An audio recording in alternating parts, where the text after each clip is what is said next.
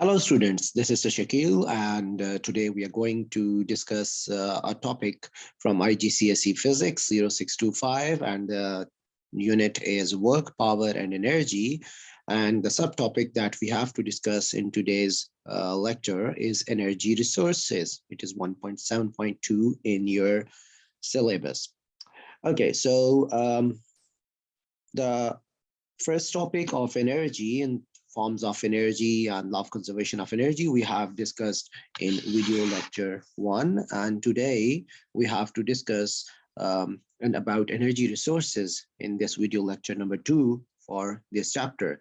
So mainly in over here, while living on earth, we are using many types of energies, and occasionally we have to convert energy between different forms. So we will be looking upon all the useful forms of the energy that might be taken from different resources, like chemical energy from fuels, like the water energy in hydroelectric power stations, like the geothermal energy sources, like the nuclear fission, and the most important one is the sun. So we get heat and light energy from the sun, and of course the wind as well. And then we will compare their advantages and disadvantages of renewable and non-renewable energy sources. Then we look upon the efficiency of the system, we'll do some numericals, and we'll understand something about the energy derived from sun. So let's start today's lecture. The first thing that we have to study is power stations. So guys, power station is a place where energy forms are being converted into electrical forms. So there are, like, I have added 3 diagrams over here. The first figure is from it is the nuclear power station. This one is the nuclear. This one is gas. This one is hydroelectric because water is involved over there. And this one is the biomass or biofuel uh, power station. So there are many types of power stations, a few of them that is included in our syllabus, like 7 of them. The first one is thermal power station, like in which we burn coal, oil, or natural gas to produce electricity. And second, it is hydroelectric power station, of course, in which water is involved, as hydro means water. Number 3 is nuclear power station, in which nuclear fuel like uranium is used and nuclear fission process is used to extract electricity. Then the solar power station, the solar panels that we install on rooftops that are also used to produce electrical energy. Number 5 is the wind power stations. Number 6 is the geothermal power station. Geo means earth, thermal means heat. So there is some heat energy in the melted rocks in the earth. So we extract that heat and we produce electricity. And number 7 is tidal power station. The waves, tides or waves produced in the sea can be used to produce electricity. So we have to study these 7 types of power stations. Okay, let's start studying them. Before we study, we have to look upon types of energy resources. The energy that we can get are mainly divided, are actually coming from the resources, and those resources are of 2 types. The first one is renewable energy resources. The word renewable means that these are the ones which supplies energy without any cost and can replenish or replace itself, like you can recycle the energy. The examples, the most famous one is, of course, the solar energy from the sun.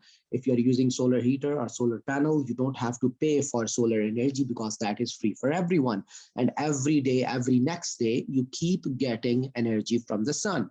Then the wind energy, if you have installed windmill, if you have seen windmills, the wind is free for that. Then hydroelectric power stations, the water in the dams, water is automatically stored in the dams due to rainfall or glacier melting. So there is no input cost for that. Then the geothermal energy, these are the rocks inside the earth. So that is naturally after the Big Bang, the core of the earth is heated up.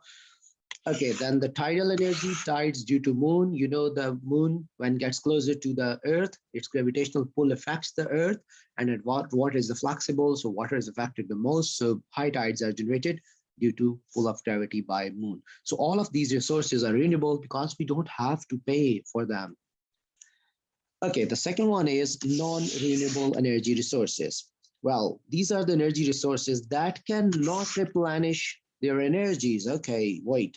So if they cannot replenish, then what do we have to do? We have to pay. Let's say the fuel in your car. You have to pay every day or after every 2 or 3 or 4 or 5 days. You have to pay. You have to, whenever you refill the tank, with the petrol, you have to pay. So that's why, like, they cannot replenish. Okay, so fossil fuels like coal, oil, and gas, and the nuclear energy, wood, or other chemicals, these are the examples of non-renewable energy resources. Well, there are many advantages and disadvantages of both the energy resources. So you know that the world is using non-renewable energies in large amount because of its easily availability, but due to their severe disadvantages, shifting towards renewable energy resources gradually. So, like, we are now avoiding using coal because it is producing many toxic and harmful gases that can pollute our air and that can cause severe breathing difficulties. That's why we are reducing the use of coal. You know, the most number of coal power stations are in China, but they are shutting them down because of huge the toxic gases produced in the atmosphere due to that. So this is one of the disadvantage of non-renewable energy resources. Okay, let's move on to the power stations now. So first we have to study the thermal power station, that is coal, oil, or gas power station. The input energy in them is, of course, the chemical energy that is in the fuel. And then the output is, of course, electrical energy. You'll look for electrical energy, and the wasted energies are thermal energies over there. So when we look at the working, the first of all, we have to see that we use chemical energy. Look at the diagram. I'm highlighting it with yellow. So the first one is the chemical energy in the fuel. Then number two, we burn the fuel to get heat energy. And then number three, that heat energy is used to boil off the water and to convert it into steam. And then that steam rushes towards the pipes, towards the turbine at number four. And when it hits the turbine, it turns the turbine. And when the turbine is rotated, it, it starts the generator, and the generator starts producing electricity, right? Okay, and then the steam that hits the turbine again condensed, and then it is pumped off again to number three. So that is being used again and again. When you look at the energy flow chart, the first one is chemical energy in the fuel, then the thermal energy, of course, when it is burned, then internal energy, this is stored in the steam, fast moving steam, then kinetic energy of the turbine, and finally, kinetic energy of generator, leading to electrical energy. Okay, moving on to next, number two, which is hydroelectric power station. Well, the input energy is, of course, GPE stored in the water in the dam at height, like at number one, you see the water is stored over there at some height. Output energy is, of course, electrical energy, and the wasted energies can be kinetic energy of water, heat energy, or sound energies. Okay, so when we look at the energy change, at number one, GPE is stored in the water. And then number two, it is the water is flowing down through the tunnel. So it is converting into kinetic energy of water. Number three, it hits the turbine and it runs the turbine. So it is kinetic energy of turbine, and then it rotates the generator. So that's how electrical energy is produced. So this is renewable energy source power station because the water is freely available. Number three is nuclear power station. Of course, that is non-renewable because you have to pay for nuclear fuel. Input energy is the nuclear energy that is from the nuclear fuel. Output is, of course, electrical in every case. Wasted in most cases is heat energy.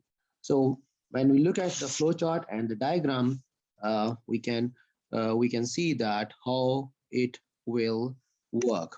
Okay, so first of all, the nuclear energy is in the fuel, and the fuel, you see the fuel is over there in the rods, in the green three rods, and then thermal energy is being produced, and that thermal energy is being absorbed by a gas in this pipe. So that is being absorbed, okay, by the gas. And then what happened is um, this internal energy, and then the gas pipe is passing through a water pipe again. Like through this, you can see that the water is coming from here. That water is cold, so that absorbs heat from the hot gas, and that turns into steam. And then that steam rushes towards a turbine. A turbine is over here. So that turbine's is connected to a generator. So I'm putting that, the generator runs and it produces electricity that is supplied to the city. So nuclear energy is in the fuel, thermal energy, of course, heat energy is produced, then internal energy is the steam and is the energy in the steam, then kinetic energy of the turbine, and then the electrical energy. So these are the steps. So if I can write it, this is number one. Then number two is the red one, the heat energy. Number three, the water in this pipe is converting into steam. Number four is the turbine where it is connected to number five, that is the generator. So that's how this works. Okay, the next one is solar power station. Solar power station is pretty simple. The input energy is solar energy carried by infrared rays coming from sun. The output energy is electrical energy. The wasted energies are the heat energy lost by panel or the heat that is reflected. So when you look at the energy flow chart, that is quite simple. Like the energy comes to solar panel. This blue one is the solar panel that converts it into electrical energy that goes into the system and then to the wire. So that's how electrical energy is being produced. Number five is windmill. Again, it's very easy, simple. Input energy is the wind energy, that is kinetic energy of the wind, as you can see in the diagram. The wind is coming in the form of arrows, making the turbine rotate. And then there is a generator over there. You can have a view of that. So when the blades are moving, generator is working, and that's how electrical energy is being produced. The waste is, of course, the kinetic energy of wind, and like not all the kinetic energy of the wind is used to turn the turbine. Some air is not touching the turbine, so it is moving through it. And then the heat energy, of course, in the generator. Flow chart is kinetic energy of wind converted to kinetic energy of turbine. In the meanwhile, some kinetic energy of wind is not converted, so that is lost energy. And then kinetic energy of turbine into electrical energy, but some kinetic energy has to do some work against the friction. Number six is geothermal power station. Geothermal power station, the input is thermal energy that is in hot rocks inside the earth, and the output energy is electrical energy. The wasted energies are kinetic energy of the steam. Like not all the steam will be hitting the turbine, so some is wasted. And then heat energy, of course, in the generator. Okay, flow chart, the thermal energy in the rocks, like here are the red are the rocks, then kinetic energy of the steam is moving up, you can see. And then kinetic energy of turbine, you can see that the turbine is rotating. And then electrical energy, generator producing. And you can see at the end of the pole, the electrical energy is being produced over there. Number seven is tidal power station. The input energy is kinetic energy in the tides. Tides are mainly generated due to gravity effect of moon and so output energy is of course electrical energy, wasted are some heat energy in the system. So when you look at the energy flow chart, first one is kinetic energy of the tide. You can see that in the GIF image, the water here is moving up. So it means it is going towards the dam, and in the meanwhile, the two generators are there, those are moving. So that's how kinetic energy of tide is converted to kinetic energy of turbine. And when turbine rotated, it rotated the generator to produce the electricity. Okay, next is the advantages and disadvantages of all the sources. We have to look on that. Solar panels, these are renewable. Advantages are these are used to produce good amount of electricity, can be put on the rooftop easily and does not pollute, no pollution. Disadvantages, these need large amount of ground area because the panels are big in size and they depend on weather. If it is cloudy, then the production can be affected. And visual pollution. Visual pollution mean that if the light is reflecting, then someone in the other house might be getting those reflected lights. So that is the visual pollution. And they can ask you to change the angle of your solar panel, right? Okay, the hydropower is again renewable. It produces a lot of electricity and it does not pollute at all. No boiling water, no steam, no toxic gases, and it never stops, right? It does not rely on the weather. All you need is to get the water in the dam. Disadvantages require a lot of building and area. It can damage the ecosystem, and then it can cause floods in the nearby areas. Windmills, these are renewable, and these does not require a lot of ground space because they are mounted above the ground, and this can easily placed on existing properties anywhere of the building. Disadvantages does not produce as much electricity because wind is not blowing all the time, so the application dependent can pollute visuals again. Geothermal, yes, these are again renewable, low cost, and little environment impact. And disadvantages, it can be in selected areas only, and often in the remote areas that is too far away from the city. So yeah, you have to transport electricity from there, or you have to transport manpower over there. Nuclear is not renewable, and it produces immense amount of electricity, only requires a very small amount of fuel and hardly pollutes anything. But disadvantages are accidents can be extremely dangerous because radiation are there. These products are still radioactive and you have to store them underwater or under the mountains. And it requires loads of cooling water because a lot of heat is coal-fired power station. These are not renewable. Very cheap, can increase or decrease production easily because coal is available all the time and it can produce a lot of electricity. But at the same time, severe disadvantages like it produces pollutant gases and coal mining methods are destructive now, and it is not sustainable because coal is a biomass, biofuel, and it is decreasing in amount. Natural gas, again, it is not renewable. It is it uses very compact generators. It produces less carbon dioxide than oil and coal, and it requires less water and some other things.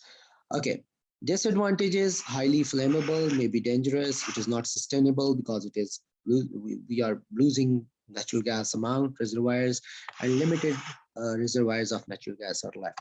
Oil, again, it is not renewable and many different uses of oil, you know. This need less water than coal. It is low cost, available all the time. And in disadvantages, it produces many polluted gases. Oil spills at the sea kill or damage sea life, and oil suppliers are limited. Yeah, because not all the countries are producing oil. Moving on to next topic, that is efficiency.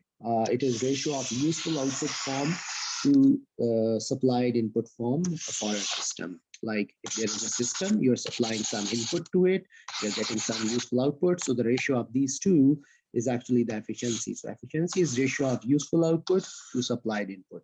And remember, efficiency is symbol is E, and it is always, its answer is always or less than 1, or it can be equal to 1.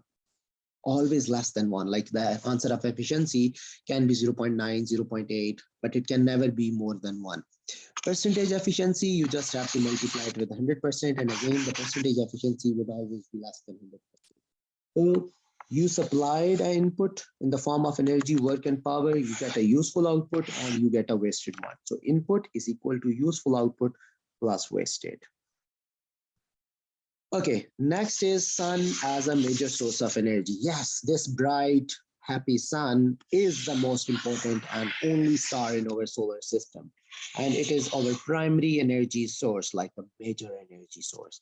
It emits 7 types of radiations through a process known as nuclear fusion. So inside the sun, you know, sun is a star and all the stars are made up of gases, huge, compact, dense gases. And then the nuclear fusion is going on. You know what is fusion? Fusing two things together.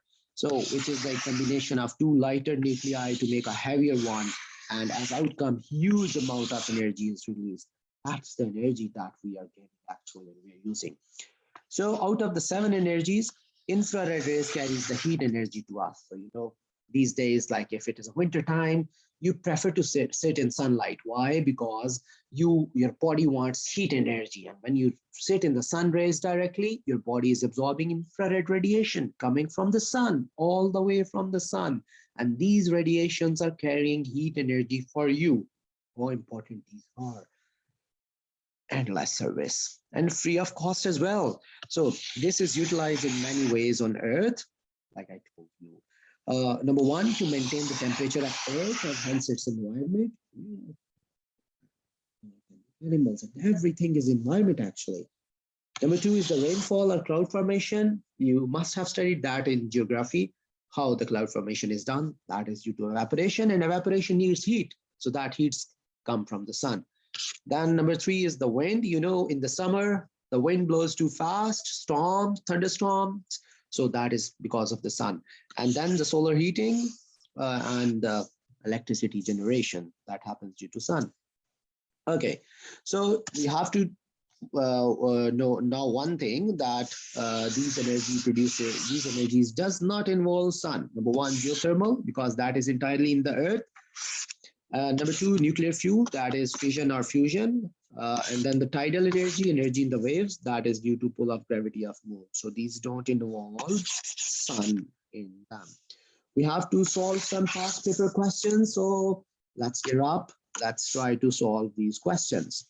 Okay, first of all, these are some MCQs from selected papers. Okay, so the first one is, which energy resource does not have the sun as original resource? Well, we just have done that. Coal, geothermal, hydroelectric, wind. So, of course, coal is a biomass, it is produced due to biodegeneration of the plants, and that plants are actually growing due to sun. So coal is due to sun. Geothermal is the energy stored in the earth that is not due to sun. All the planets have energy in their core, and that is because Big Bang, when it was Big Bang, all the matter was very hot, and when it happened, everything floats in the space, and then the outer surface becomes cooling down. So that's how. So hydroelectric is the water stored in the dam, that is due to evaporation. So yes, sun is involved. Wind, yes, sun is involved. So your option is B. So this is your correct option. Okay, let's go to number 2. Which energy resource is not renewable? Geothermal, it is renewable because it is not one. Nuclear fusion, yeah, it is not renewable. And the solar, yes, it is renewable. Where is option 4? Well, I guess I've missed that. Okay, so nuclear fission is not renewable. Okay, let's go to number 3, that is efficiency 1. An electric motor uses 1000 joule of electrical energy. Uses, it means this is input. And then it provides 450 joule of useful output. They have written this is useful output. What is the efficiency of the motor? So efficiency is useful output over supplied input multiplied by 100%, like it is percentage efficiency. So it is useful output is 450 and it is 1000. That is quite simple. Yeah, so it is like 45%. So 45% is the efficiency. Let's move on to number 4. A number of ways in which we use energy are listed, in which is the ultimate source of energy not the sun. Again, the same thing. Energy is provided by a horse to pull a cart. Okay, well, that's interesting. We have to look on it. Energy is provided by a horse. So horse, how horse got the energy? Horse got the energy from food. So how food got energy? From the sun. So yes, we say that the sun is involved over here. B, energy is provided by hydroelectric generation to heat a house. Yes, hydroelectric is water and water is through evaporation. Evaporation needs sun. C, energy is provided by nuclear power station. So nuclear power station uses nuclear fuel, which is in the atom. So that is not involving sun. And D, energy is provided by a windmill. Yeah, windmill, blows, works on wind, and wind blows due to sun. So yes, so it means that your option is C, because this does not depend upon sun. Okay, let's move on to number 5, sun and sun and sun. Too many sun over here. Okay, number 5. What is the resource? What is the source of sun's energy? Again, sun, because sun is our major source of energy. That's why too many questions are based on sun's energy. Okay, chemical reaction in the sun core. What is the source of energy? Like how sun is getting energy? Gamma rays in the sun core, nuclear fission in the sun core, nuclear fusion in the sun core. Yes, because nuclear fusion is happening in the sun. Okay, then there is a theory question. A power station burns waste materials from farm crops to generate electricity. So that is actually a biomass, right? State and explain whether this process is renewable or not. So you have to pause the video and you have to solve it yourself, and then you'll play it again to look further options. State and explain whether this process is renewable. Yes, this is renewable. How it is renewable? We have to tell how it is renewable, because um, like the crops get energy from sun, which is renewable, because crops get energy from the sun, and once you burn that, again the crops will be there, so it means this is a cyclic process, so that's why it is renewable. The power station uses some of the waste thermal energy to heat water for houses in the nearby town. State one problem of using waste energy in this way if the power station is far away from the town. So if the power station is far away from the town, then the hot water will be losing its heat while being transferred to that. So we can say that heat losses by water, like when you transport hot water, it will lose its heat energy.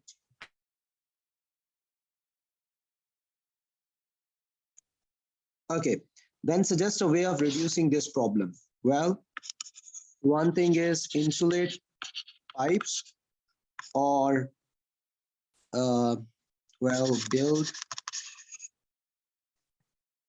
build underground pipeline system. Okay, C, state two environmental consequences of burning coal to generate electricity.